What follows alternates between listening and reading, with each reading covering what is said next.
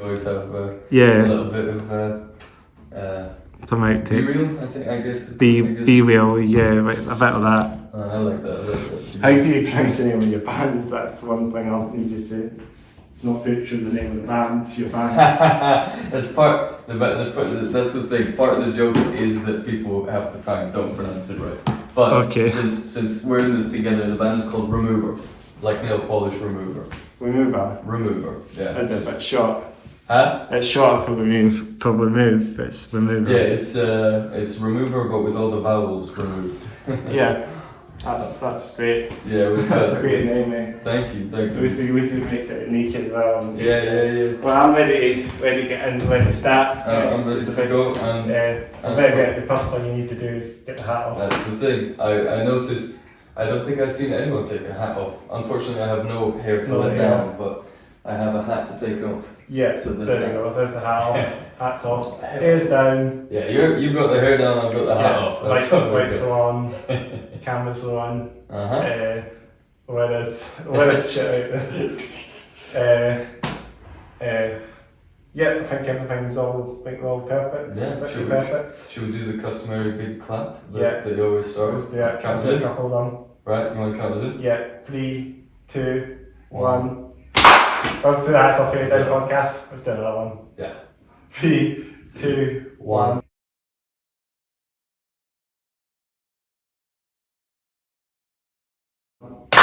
Welcome to the Hats Off Here Down podcast, episode 67. That's a good number. That's a good number. 66 would have been a better number, but sure. So we're getting closer to 69. 69. I might have a special one for that, hopefully. Yeah. 69 will be a great number. It will be a good episode. You got someone planned for 69 or? No, not sure yet. See what happens. We'll see. I might get a band that do 69, step it to 69. I'll just maybe record it, pre-record it, and then talk 69. Yeah. Episode 69, that is. Well, this is going to be 69 when it's up. Yeah, we'll see, right. It might be 67. Yeah, have you got any recorded? Because I saw the last one that was up was In Charge. Did you record any? Did you record any in between? I've done one between that. Okay. So that one was Blue Nicotine. If you're watching it back, Blue Nicotine. Yes, actually, Blue Nicotine. Funnily enough, I was gonna wear a band T-shirt today. Unfortunately, I didn't. I'll show my T-shirt actually. Yeah. Jumpers off. That's not part of the title, but we'll do it anyway. Jumper, Jumper podcast. Oh yeah, I completely forgot. That's it. But yeah, Blue Nicotine, I saw over a year ago at this point at the 13th note when the 13th note was 13th note when it was still alive, unfortunately. Unfortunately it's shut down. I saw there was an attempt for, or a friend told me there was an attempt for the workers of the 13th note to actually take over ownership of it and start running it, but apparently that. Well, they're going to reopen it again or something. Yeah, that was the plan under joint ownership of the staff, but that's a shame. That's a shame. Unfortunately. But yeah, 13th note over a year ago. I found a band from Lismahago, which is somewhere up by Glasgow. That's near Lanarkshire, isn't it? It's somewhere like that. I'm not great with my geography, but a band I saw at the 13th note with Blue Nicotine on the bill called Leaf Lady and the Wish Collective. Yeah. Who are honestly one of my favourite bands. There's a lot of good bands in Scotland that I know of, but they're one of my favourite, my little special things. I love them. They hardly ever perform. Do they not? Hardly. They've got a gig tomorrow in Glasgow, a free gig if anyone's available at the Clutha. I don't know how it's pronounced honestly. But yeah, any chance anyone gets to see Leaf Lady and the Wish Collective, down for it. Highly recommend. Exactly. So we need to introduce you episode 67 with Remover as the short for Renew. That's right, Remover. RMVR. Sorry? Pop punk band. What's that punk band? It's that's whenever anyone asks like, oh, what kind of music do you play? I'm just like, I don't know. It's very much rooted in punk and grunge. Yeah. but then we just take it in whichever direction we feel like That's that. where the way it goes. Yeah, exactly. Whatever way the wind blows. Wherever the wind goes. Whatever we're feeling that way that day, you know. So we can jump from like a reggae song into a metal breakdown at any, you know, any given opportunity. You know, we don't like to pigeonhole ourselves, and yeah, it's just funner that way for us. You know? Yeah, that's really cool. And you're based in Edinburgh, aren't you? Based in Edinburgh. That's right. Always. I guess I should introduce myself, shouldn't I? I'm Kuba. I am the singer and guitarist, or vocalist and guitarist. I can't say I'm a great singer, but vocalist and guitarist for Remover. I am. I guess what you could call a founding member. We've been practicing together for just around 5 years now. Quite a while then. Yeah. This is before the pandemic thing started, eh? Yeah, just before. So actually, let's take it from the very genesis. Actually. Yeah, back to the days. Well, okay. I'll talk about a little bit of my kind of musical background. I started off around 14, 15 playing guitar. I'm Polish, and I was very much inspired. Because lots of like death metal bands in Poland, eh? Yeah, I mean, obviously you have Behemoth. Behemoth's the big one, right? Decapitated. Are they Polish? Yeah. Oh, I didn't know that. They do as well. Oh, right. There's a few death metal bands here. Right. Acid Drinkers as well. Acid Drinkers. The fact that you know Acid Drinkers. Oh yeah. Yeah. Okay. If that's the case, if you're open, okay, off track, completely off track. I don't care. If you want like Polish band recommendations, so many. Do you mind like if they're singing in Polish or anything like that? I don't mind. Okay. I highly recommend Flapjack. Or like I'm pretty sure they have some overlapping members with Acid Drinkers. Oh right. I think so. That's Illusion, who are like, it's like a grungy, almost new metal, hardcore kind of thing. New metal, hell yeah. Kind of new metal. Let's give you a third one. Actually, okay, punk band, probably the greatest Polish, or one of the greatest. There's so many. Punk is very big in Poland, always has been. But if I could recommend you one band to start with, they're called Deserter with a Z. Deserter are just straight up hardcore punk.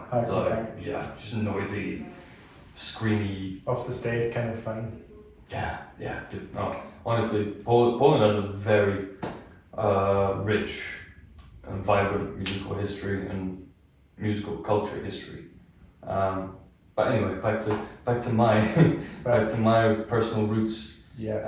I started off learning guitar, wanting to play and sing like a man called Jacek Kaczmarski, who was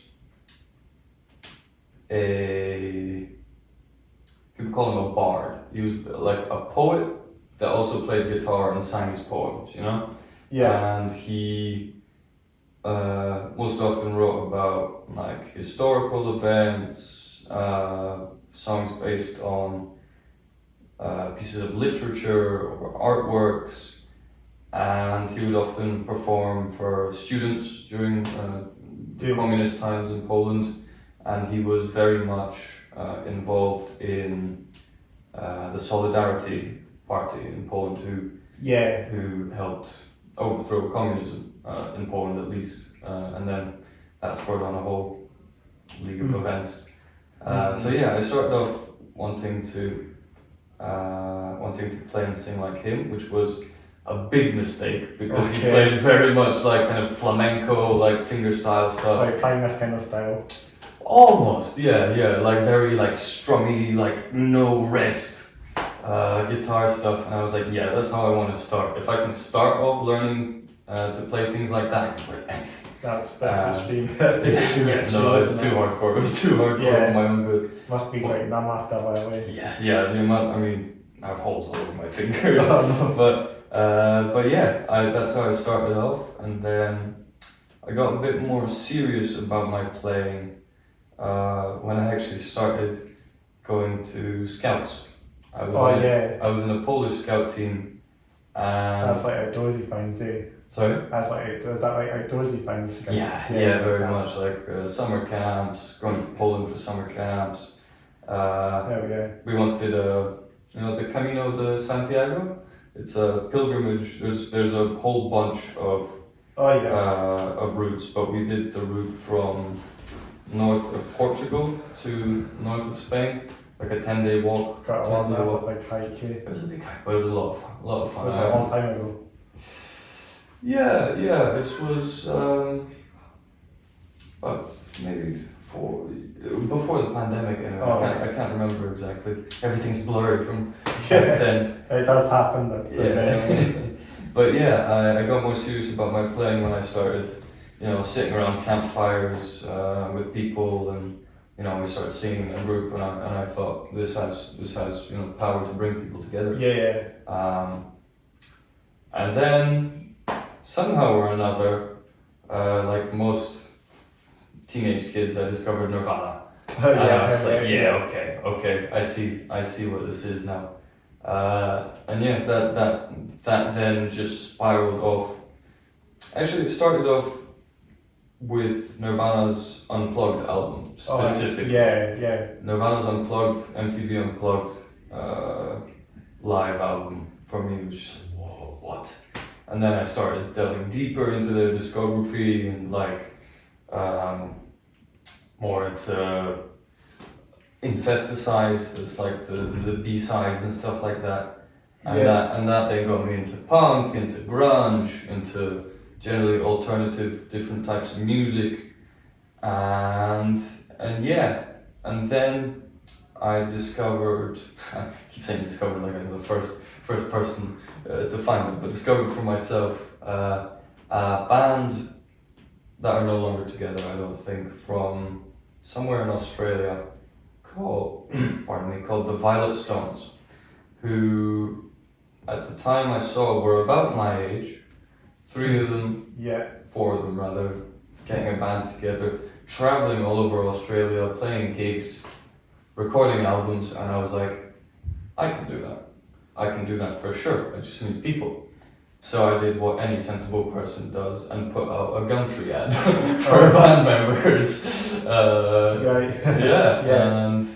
that's how you started. And this is how Remover kind of started. Yeah, this was Remover before it was even called Remover. Yeah. This was we didn't have the name at the very beginning. However, what happened was I put out my Gumtree ad, and lo and behold,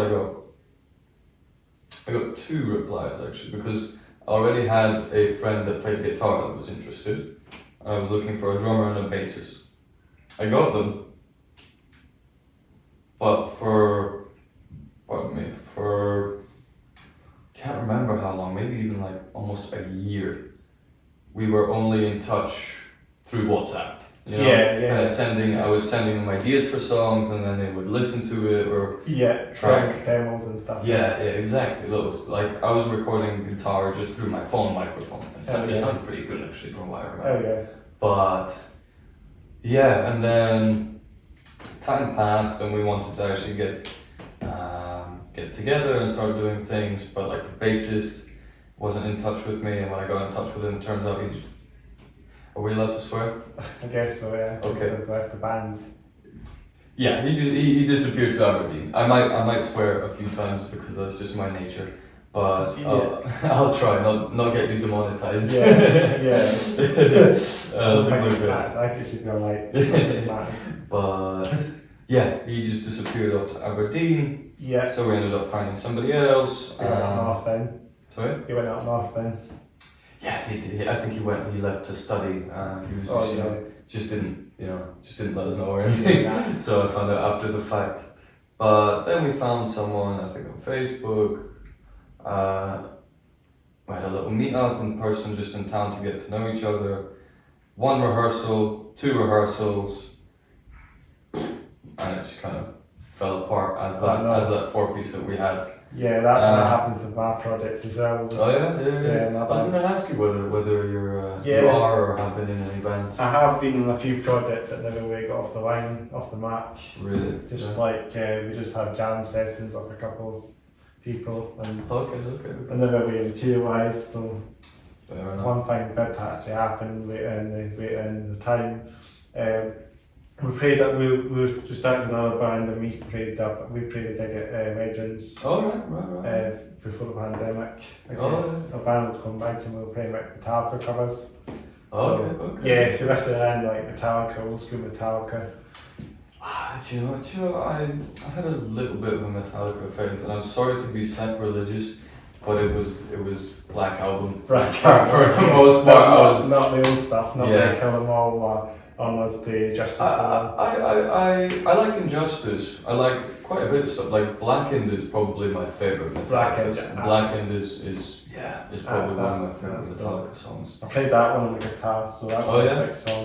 You guitarist then? Guitarist myself, I was not anymore. I'm doing podcasts and things, but.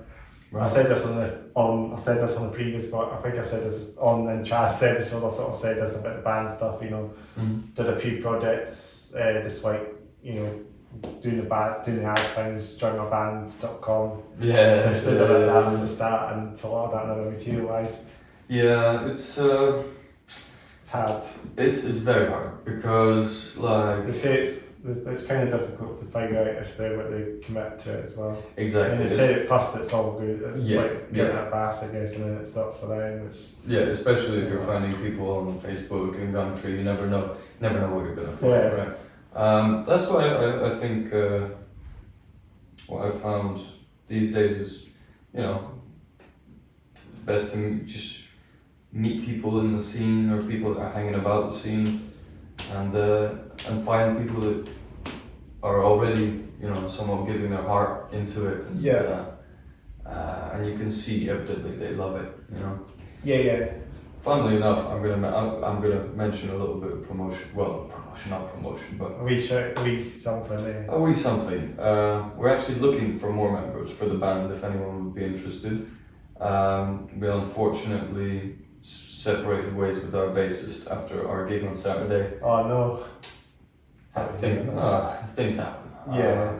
But yeah, we're looking for a new bassist, another guitarist, keyboardist as well would be nice. I think it would be a nice addition. I do like a bit of synth.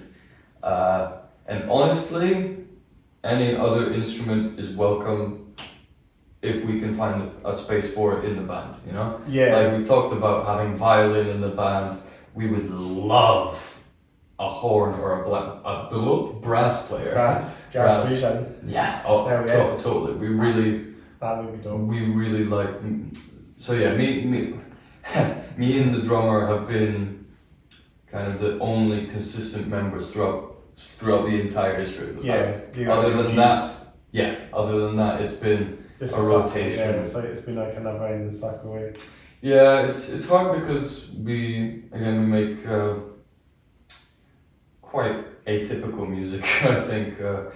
And when we show people it, we definitely see it at gigs. We see people's reaction. They're just kind of like, "What? Like, what is happening? What are they doing?" And I feel like that's hard for most people to latch onto, even more so when it's about them taking part in it and trying to add on, Yeah. It takes a lot of time and commitment to find people. For sure. So. I did see you guys on Saturday as past there. Yes. Yeah. We keep running into each other. Yeah. We were playing Sneaky Pete's a few weeks ago. We were playing Sneaky Pete's. It was this past Saturday, was it? Yeah. But by the time this comes out, it's going to be a few weeks ago now. And so. I was gonna say for the viewers, Chris found us Did you No. just happen to be in HMV that day? Yeah, I think I was in there just by the day for it. Okay. You know, just went in there weekend. You know, we had these like, you know, band. What's it called again? They have these like I can't even. sessions to do. I can't even remember if they have a specific name. Like for an the open mic sessions. session that they can bring bands. Yeah. I think it's like I don't know if it's every Saturday they do it. It seems to be like most weekends. I see the gods. Yeah. It's nice. Yeah, it's a good. Yeah, we saw each other, and then I think we spoke to each other. Was it? I was gonna say how. That was the Priest Hates of being Princess Street, by the way. If you want, it says to be in Princess Street if you want them. Princess Street HMV.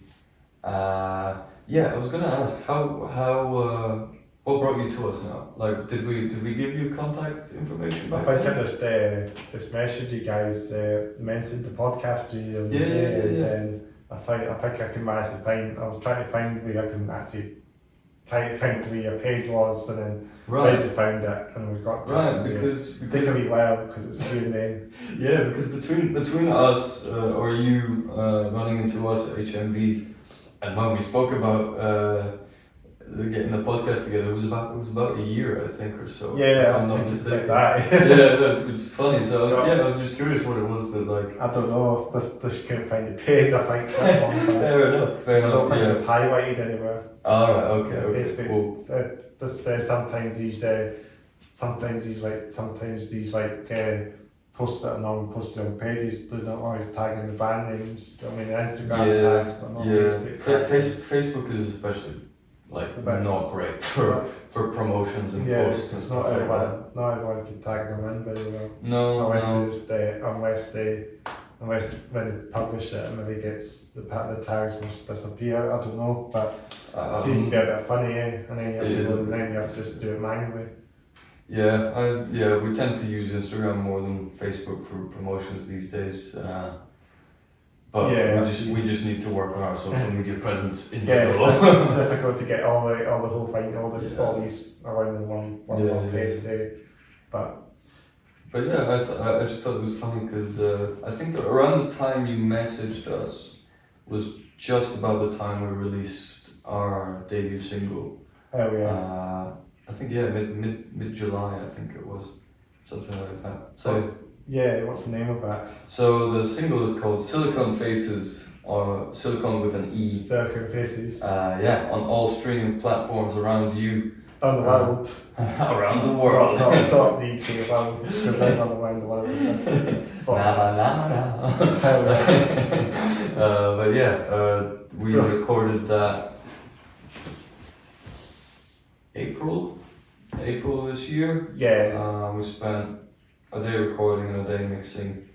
So there's a whole story there, but it's kind of hard to look back on, to be honest. It was a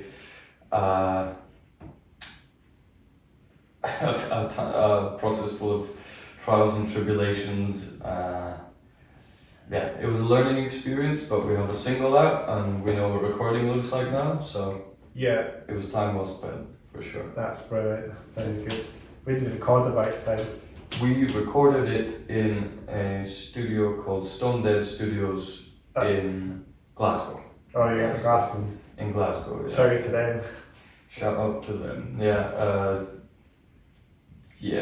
was. I'm not gonna lie. I'm gonna be completely honest. We had a bit of a rough time with the recording process. Oh, okay. But you have to do a few attempts. It was. It was just that we didn't communicate enough.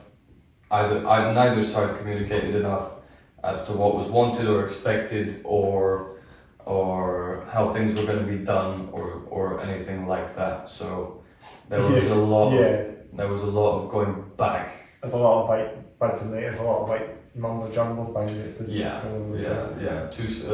One step forward, two steps back. Oh yeah. Kind of thing. That was the first time we worked with them. That was the first time we set foot in Glasgow. Not in Glasgow, but in a studio outside Edinburgh, I guess. Outside, with anyone external that was doing the work. We have 2 years ago.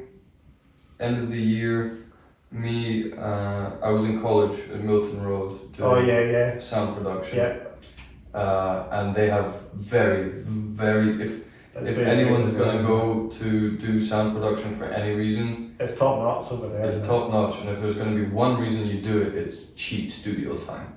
Oh yeah. You pay a one-off £80 payment, and last year we got a discount because of strikes and such, so we didn't have access the whole time.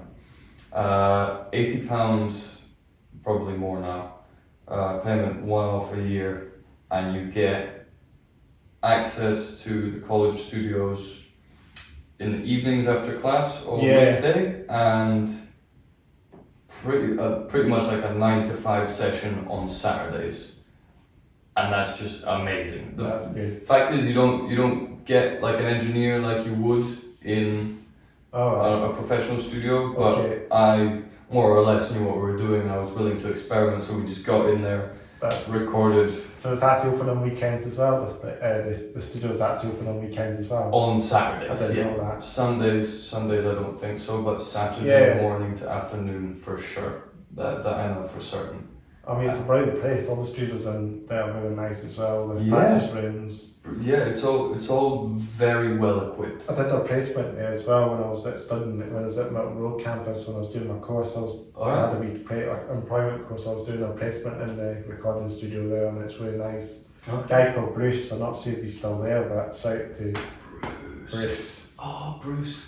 Do you know it rings a bell? I can't summon a face to the name right now. Yeah. But Bruce, if you're still there, shout out to Bruce. If you're still listening at my podcast, it was like a long time ago now. It's like 8 years ago. Oh, alright. I probably before growing my hair, so not really fair enough. I just started growing my hair probably at that time. Alright, I used to have long hair, but I got actually, that's what I forgot. I still have the long hair that I cut off, and I was gonna bring it just so I had some long hair to bring it to put down. Yeah. Next time I'll bring my long hair. Yeah, that's it. Next we'll do a 2.0 episode, and then we'll get absolutely bring your hair. Absolutely. But steal Banshee again with the mic. Absolutely. Yeah, that's it. Well, I remember seeing you, as I say, going back to Saturday past there, you were playing Sneaky Beach, so I was at a gig that night as well, so I was seeing Cell2 or something they're called, thrash metal band from London. Okay. And there was a band called Fatal Collision. I hope I'm not butchering the names, but I'm always butchering a lot of band names. It's part of the fun. That's why I said. I'll probably butcher Solitario there actually. Solitario, I don't know, butchering it. But that one, I won them Brace Crash Metal Band, they were brilliant. And Fatal Collision, and then Revelation 23. Yeah. Two piece. And there was a band that opened up called Checky's Gun. I've seen them before actually. They've been on this podcast a while back. I saw that as well. I saw actually there's a good few friends or acquaintances of ours that you've had on this podcast. I've had a few names then. Yeah, so I know we played a gig with So Boring a while ago. We did I think it was the first big butterfly. Oh, was it called? It was at the time. It was called the Big Butterfly Brain Boo Fest. That has now transpired, it's now become a 2-day Halloween festival. At the time. Is it going to happen against this year then? Yes, this year they're doing it slightly differently because this is organised by shout out to Evie from the Forbidden Zone. Put on a good bit of live gigs, and I saw they put on like DJ nights. They do their own magazine and things like that, so it's really cool. You should definitely get Evie from Forbidden Zone on here. I gotta get that one. And so when we did the Halloween festival, it was a 9-band bill. From, if I remember correctly, it was like 7 till like 2 in the morning or something. Night or one. It was a lot of different stuff. I remember So Boring were there. This in Edinburgh. Yes, Banshees. Banshees. Oh yeah. Yeah. So Boring were there. I remember Dying Giant were there. Yeah. Cowboy Hunters were there. Cowboy Hunters. Cowboy Hunters. Bunch of lads. Shout out to all these bands as well. Shout out to all of them. I've never spoke to half of them, but we're aware of you and we appreciate all your work. Who else was there? Oh, there was us. I can't remember much past that. Oh, there was actually a band called Joe Maxey from Dublin, if I remember correctly. Okay. Somewhere in Ireland. They were really cool, like really noisy, punky, kind of aggressive. Yeah, that's it. Yeah. Like grindcore stuff as well. Sorry? Like grindcore and that as well. Ooh, maybe not quite. Maybe not Okay, quite like that. Endless Swan is worth a check out as well. Who, sorry? Endless Swan. I'm not butchering. I'm thinking butchering it here, but you know, there's a grindcore band called Endless Swan. And the Swarm. Yeah. Okay. Hell yeah. Okay. I don't think so. No, To be honest with you, I'm not played Edinburgh for a while, but so yeah. No. But I'm not hugely. First of all, I'm not hugely into metal musically. I'm just very specific about my metal or my music in general. yeah. My metal even more so. And I'm not hugely aware of. Some bands that see know what. Yeah, I'm not hugely like present. and that. I've definitely heard the name. So our good friend, and this is probably not. I was gonna say the big shout outs to all of you, but there's still a lot more coming. Trust me. There'll be more bands coming like that. Yeah. There's a lot of names. There's a lot of names that need mentioned. But our good friend Nick, who a group of us conceived the idea for Wildcard Collective, which Oh yeah, I've heard of that. yeah, A promotion company, aren't they? yeah. Yeah, So she's some of their gigs on the board. yeah, he's Nick's a good. Actually, I'm even gonna go as far as to call him somewhat of our manager. He's very much involved in the life of the band, and yeah, he puts on a lot of good gigs. He's putting on a lot of big gigs actually. Like key stuff. Well, he's putting on in December. He's putting on a band called 999, who were like a punk kind of, almost new wave, a little new wavy kind of post punky. Yeah, they sound like an emergency band. Sound like they have ambulances. And he's putting on a gig for Glenn Matlock, I believe, who was the bassist for Sex Pistols before Sid Vicious. So he's putting on some big names. That's good. And yeah, we're kind of working together a lot. Oh, good. Always working together on putting on stuff and. It's like a Banshee's introduction thing that they do as well. Yes. He took that over recently. From Jude. Jude was doing it beforehand. Yeah. Jude was the guy who does the drumming. He's the drummer. Is he a drummer? I can't remember. I'm not sure, to be honest. I never got to know him very well. But yeah, he initially did the Banshees introducing stuff. I was actually there at the last one because Nick also wants to involve me a bit more in the organising. That's good. Side of stuff. And he was playing at the last one then. Sorry? The last introduction one, he was playing. The last Banshees introducing was very interesting actually. Very interesting. So, first band called Moth Project, who and they're like a two-piece gothic kind of ethereal electronic two-piece duo. Very cool. Not typically my type of stuff, but what I've also found in general with music is I appreciate live music just more in general. Like it's, for me, if there's a band that I hear on record, I'm like, but then I hear them live and I'm like, okay, I get it. I feel it. I can feel it in my bones, shaking me. And this is what it's about. Moth Project, really cool, very ambient and gothic. The guys. So there's like Dundon Stimp or something. Sorry? It's like Dundon Stimp. Maybe not. Maybe. Maybe. I wouldn't maybe compare it to Dungeon Synth. Maybe it's not as. I'm not gonna make any jokes about Dungeon Synth listeners or makers, because a lot can be said. But yeah, they have like a whole story, and the guy does all the sound design, makes all the patches on their keyboards, and they have backing tracks going and stuff like that, while playing live instruments as well. It was really cool. After them, also a big shout out, because we love these guys. Mrs. Frighthouse. Mrs. Frighthouse is a pair of girls, a couple. Okay. Luna and Karis Frighthouse, big kisses going out, because they're lovely people.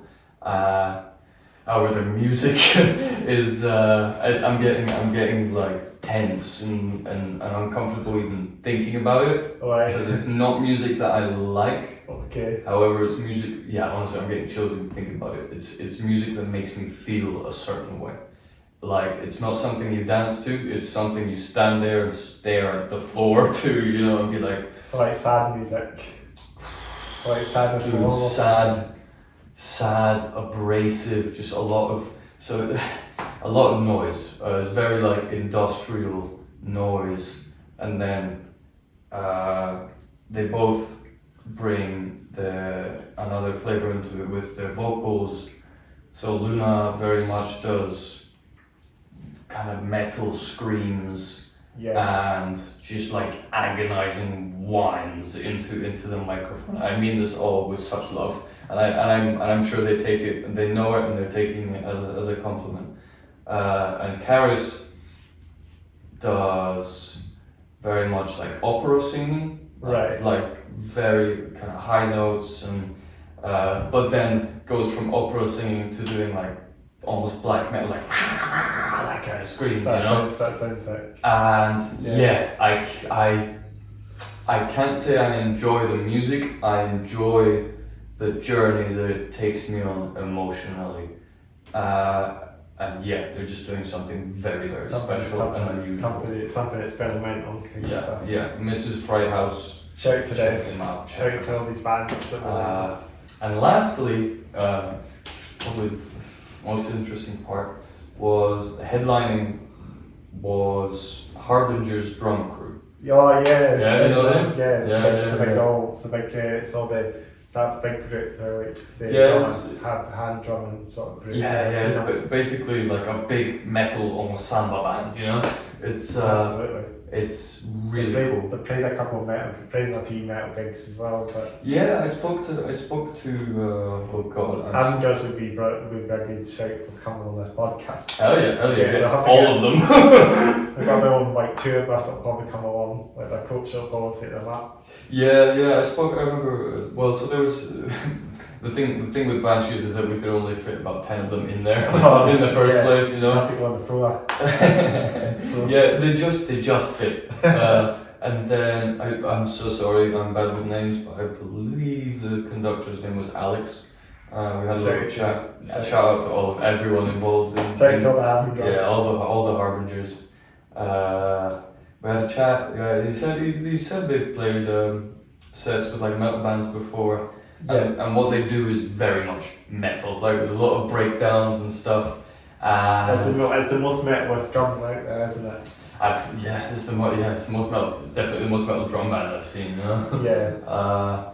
And I remember that I was there on official business. However, I did take the time to go and dance a little bit.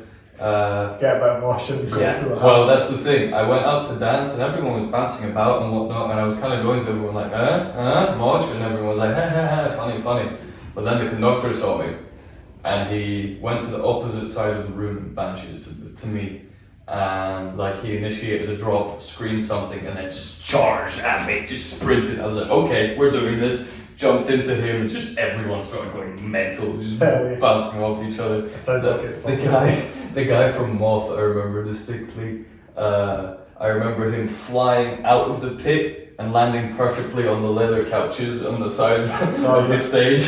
It was just very entertaining. Sounds like a crazy one. Sounds like a crazy bit. Funniest way in Edinburgh.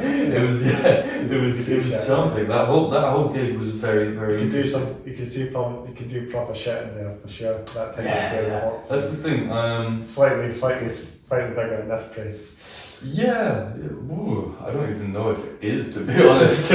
But thing with Banshees, funnily enough, Banshees was the first stage we set foot on ever. Was that? Yeah.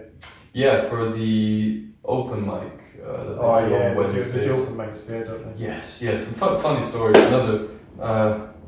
We already shouted out Evie from Forbidden Zone, but her band at the time, Butterfly Brain, were also there. And I remember going in there, and I don't know if they still call it that, but the Banshees open mic was always called Take the Stage. So when we got there, I was like, okay, so I guess we just show up and we walk up and take the stage and start doing things. It sounds like Gary. Yeah, exactly. So we just, the steel show. Yeah, exactly. Next, the person came off. We went up. It was just me and the drummer at the time, because that's how we started off. Because we just, people were rotating in and out, and we were just fed up with trying to. So we decided to go on our own, and we go up on stage, and Richie, the sound tech from Banshee's, another shout out, was just like, please sign up before going on stage. I was like, oh. and Callum, our drummer, was just like, I told you that's what it is, you have to sign up. You have to sign up. Yeah, you have to sign up. That seems to be general etiquette at open mics. and it was funny because Butterfly Brain were there, unfortunately no longer together. But it was just funny that's how we introduced ourselves into the scene. Into the scene. And that was the first time we set foot on a stage and played in public together. From there, and that was about February last year. Okay. February last year. So maybe 2 years ago. Oh. Maybe 2 years. That's February coming. Oh, you might be right. Actually, it's all a bit of a blur, to be honest with you. That happens, doesn't it? I'm like that. So. 24. Was it February? I think it was February 23. We started going to open mics. If I'm wrong, I'm gonna have to come back and correct all these information. Yeah. But we started going to. We were going to Banshees on Wednesdays. We were going to the Whistle Binkies open mic on Mondays. Yeah. Which I feel sorry for all the Whistle Binkies patrons, because we're like definitely not the type of music that's usually played up there. What stuff did you do? Whistle Binkies? Whistle Binkies seems to be there's quite a bit of rock and roll.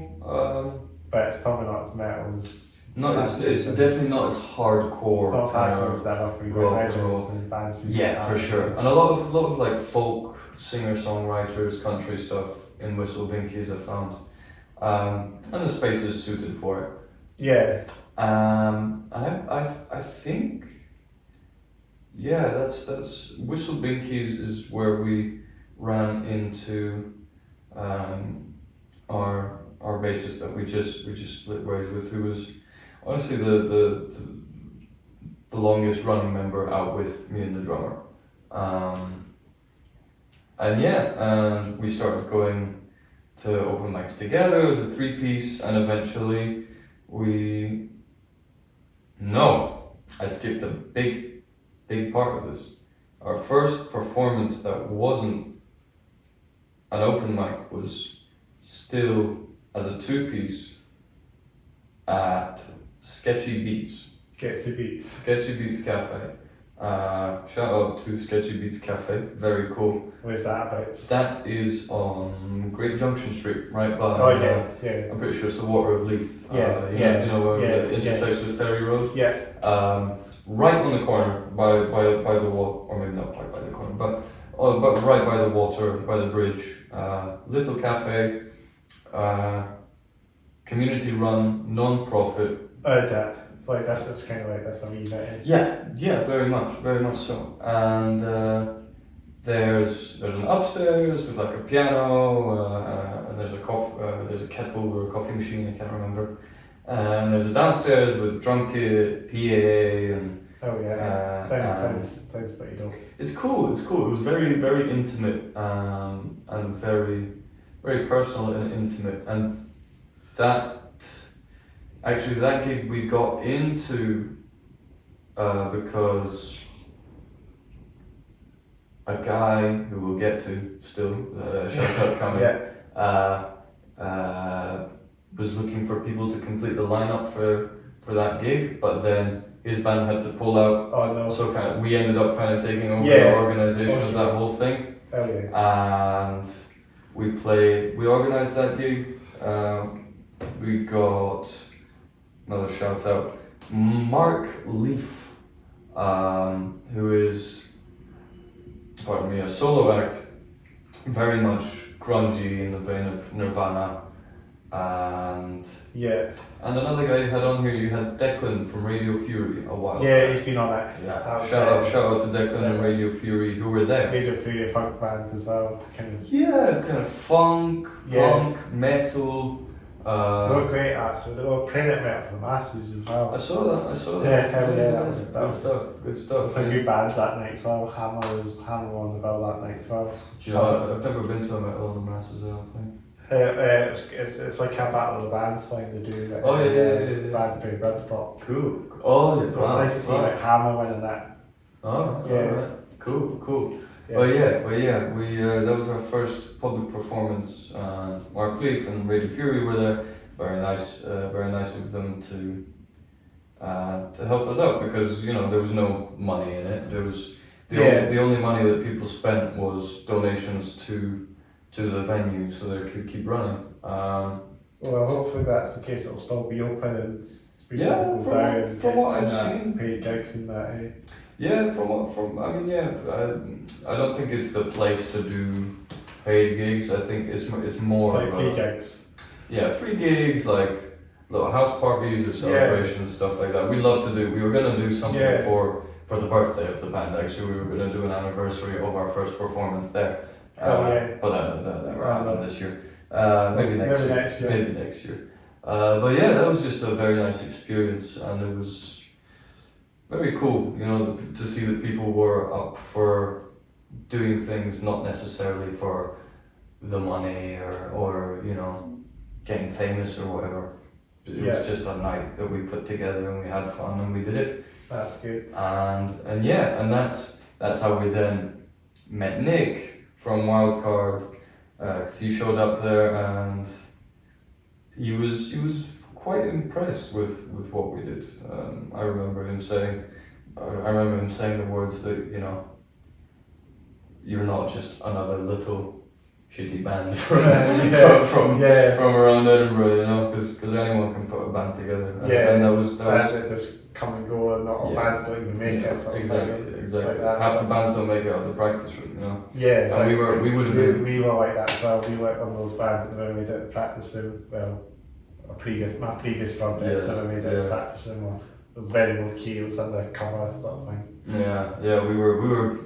If we had been dead set on being a 3-piece before going out to perform, we would have never gone out and started performing. No, we would have sat around and waited. But the performing was a reason and motivation in and of itself. Yeah. And a practice in and of itself to get better and to get better at performing. And to get, obviously, probably the biggest part of it is getting your face out there. Yeah. If I can say anything to starting musicians, aspiring musicians, I'm still an aspiring musician also, but perform anywhere you can for free. Open mics, busking if you have the facilities for that. Busking is very good for outreach. Are you a busker yourself then? Yeah. When I used to busk solo, just me and my guitar. But recently we've started busking more as a band, and we also have, me and the drummer have a kind of I wouldn't go as far as to call it a side project, but we have a friend that we jam with and do covers for the most part. Yeah. You know, just a bit. It's a bit more relaxing than our usual Yeah, it's work. like a side project. You Yeah. It's more of a practice and exercise and things like that. Oh yeah. And yeah, so after we started performing just out in public and getting our face out there, we ran into our bassist who stuck around for a while. That's cool. And it was then that we started going out performing as a three-piece. People started to catch on a bit more and we started to get offered gigs. What was our first gig as a three-piece? First gig as a three-piece actually was more just a lucky opportunity and connection that we had. Yeah. For the most part, again through Nick. Nick is our saving grace. Honestly, he's very much involved, and he got us a gig with a band that his friends in called Science Made Us Robots, who are it's like an AI band then, I guess. Maybe not quite an AI band, but yeah, very kind of pop punk, skate punk, skateboard and stuff. Hi. Yeah. And who else was on the bill? It was us, Science Made Us Robots, and a band called Around 7, who I can't remember the name of the production company that they're on, or promotion company rather. Impulse? No. So I can't. I'm so sorry. I can't remember right now. However, yeah, it was Batterman's. Oh yeah. Mid-July or June, if I remember correctly.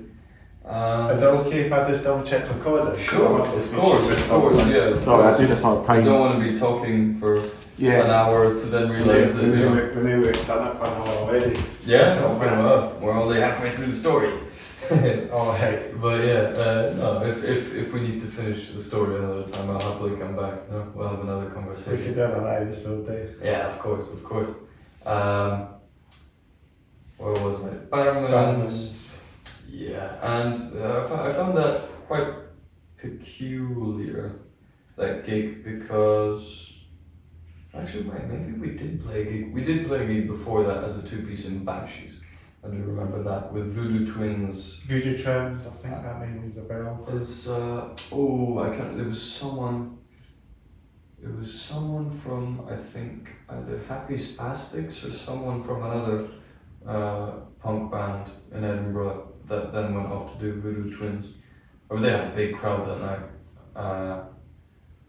And yeah, actually that was with the band that we were going to play with, Sketchy Beats, that pulled out and that then organised this gig and we were there. But Bannerman's I found quite peculiar because that was the first time I saw they had a system where they would write down who the audience was going to see. You know, whoever came, they would ask which band they came to see, and all of the proceeds from the tickets that were under that band's name were given to that band. So if 15 people came for our set, we would get 15 tickets worth. If 2 people came to another set, the other band would get 2 tickets worth, which I just found slightly strange. But you know, if that's how people want to conduct business, it is. I realized that it's a good way to give bands incentive to get a crowd down. But but yeah, that was a good night. I remember, very very stressful, but yeah, we were learning the ropes, and after that, things just started snowballing. It started accelerating. We started getting,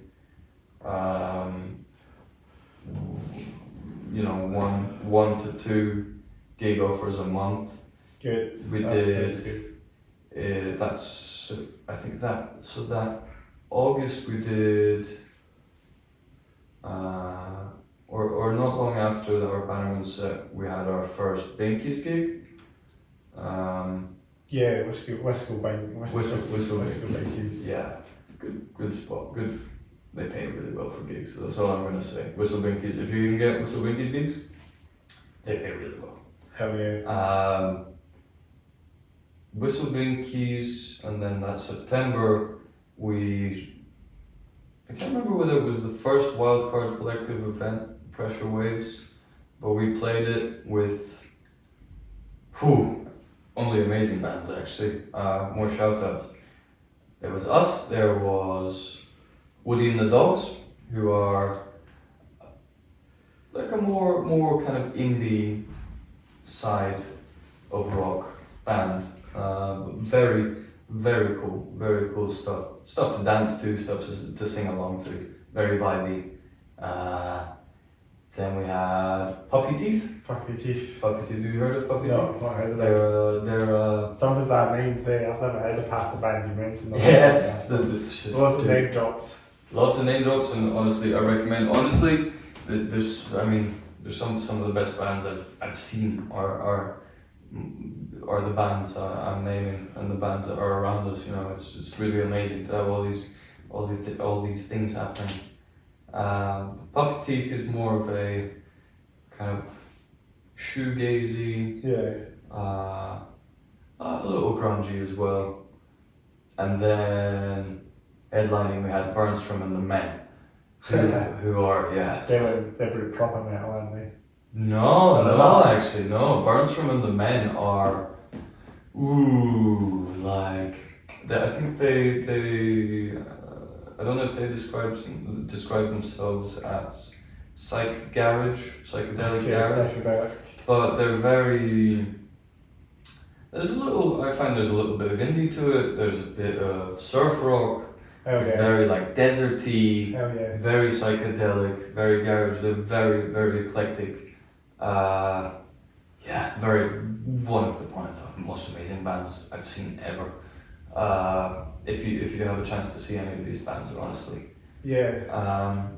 After we did that, our first, maybe I can't remember if it was the first Wildcard Collective event. We then got our first Glasgow gig. Actually, amazing. Not long after we started gigging. We're in Glasgow. McCool's, I think it's pronounced. No, McCool's. that. It's like an Irish spelling. It's not spelled how it sounds. I'd be blank, so as I say, 13 note, stuff like that, you know. Yeah. It was a cool little venue. So a small venue.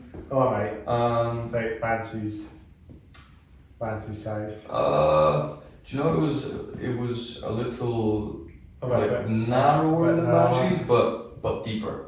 Yeah. So it's bigger and smaller and deeper. A considerably bigger stage. Bigger, like twice as big. So it'd be big as for Bell then. Sorry? It'd be as big as for Bell or Bannerman stage. Maybe not quite that big, but a lot bigger than Banshee's, and they had a little green room space in the back, which was cool. That's dope. And I remember someone pulled up with that gig, so I'm pretty sure they had the owner of the venue has a band that I think they recruit as emergencies like that. Okay. I think it was called the Barking Bongo Bruce Experience. It was two guys, one guy, massive drum kit, like one of those mics kind of stuck to your face. Yeah. And the other guy with a bass with just a bunch of effects on it and stuff. Then it was us. And then it was a band called Easy Peelers, who are like a garage, kind of punk rocky, pardon me, kind of thing. That was just really cool that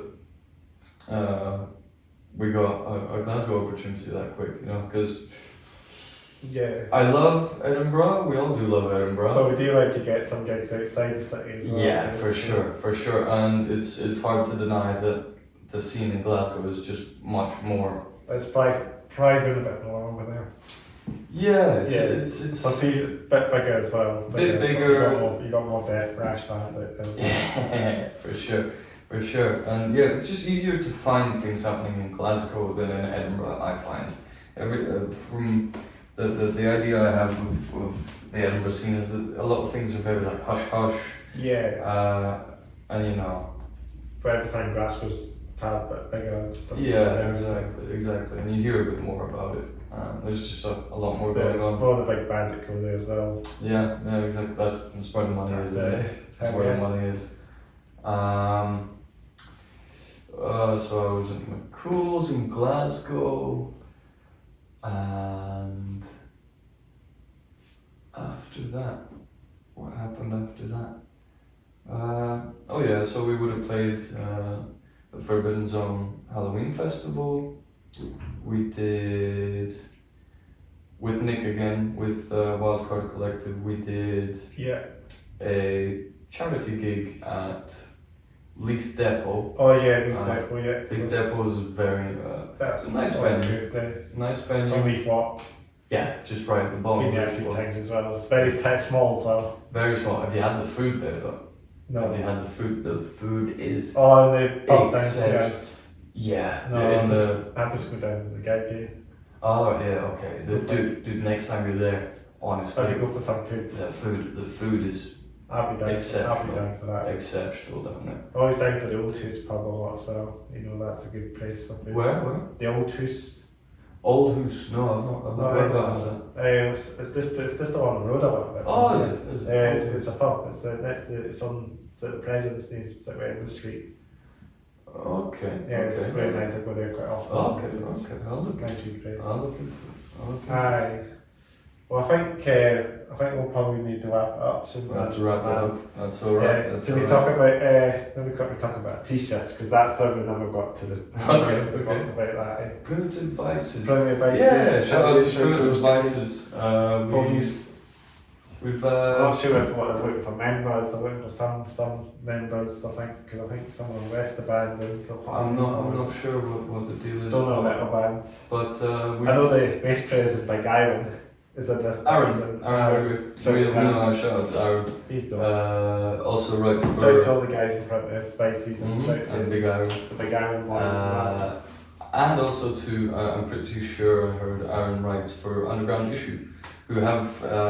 Oh, cool. Ooh, something coming up. I'm sorry. I should be educated if I'm gonna. Well, this is what we do. We go for the pod, so there's no need to educate.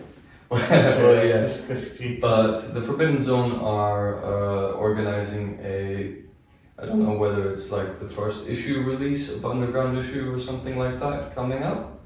But look into Forbidden Zone, and you'll find that. Also, again, Wildcard Collective always has something going on.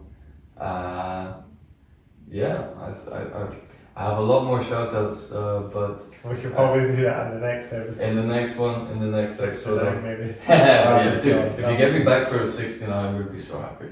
That'll be sooner later. Yeah, we can do that. I'm totally. We'll actually do it next week, but I might have it sorted out soon. I might have some pricing thoughts, so we'll have to see. Yeah, if we'll get in touch and we'll figure it out. But I would happily come back for episode 16. Oh, yes, shut man. Thank you. Chunk. The Hulk. That is the Hulk. It's like a pacifist Hulk being arrested by a bunch of police officers. Yeah. Oh yeah, that's dope. Yeah, it caught my eye in TK Maxx. Oh yeah. I just thought, why not? Yeah, not very low key shot, but it's very dope. Thank you. It's probably one of my favourites. I'm normally talking about my drip, but I thought we'd just quickly go for our shots because we're not going to last time, so yeah. That's alright. It's been really a pleasure to get you on there. Thank you for having me. Brilliant to get you on. What's your name, sorry? Kuba. Glad to get you on, Kuba. It's been brilliant to get you on the podcast. Chris. Shake your hand. Thank you do some stops as well. Hell yeah. Thank you for having me. Well, it's been good to get you on the podcast, so thanks again for listening to What's in the Hats I've Played In podcast, episode 67 with Yamvr. Make sure to subscribe, like, comment below. And check out Silicon Faces on all streaming platforms. All the streaming platforms, Facebook, all that. Yeah, you can find us on Instagram at RMVRBandUK. That's RMVRBandUK. If anyone can find you guys. Yeah, it's hard. We need to make ourselves easier to find, but yeah. It doesn't. Facebook doesn't have that problem not tagging in the names. That's it. Yeah, I've also been meaning to change because we have backwards like Cyrillic Russian R on our Facebook page name, which just makes it harder to, or nigh impossible to look up. So I need to change that. But yeah. It'll be easier for people to see it and find it that way. For sure.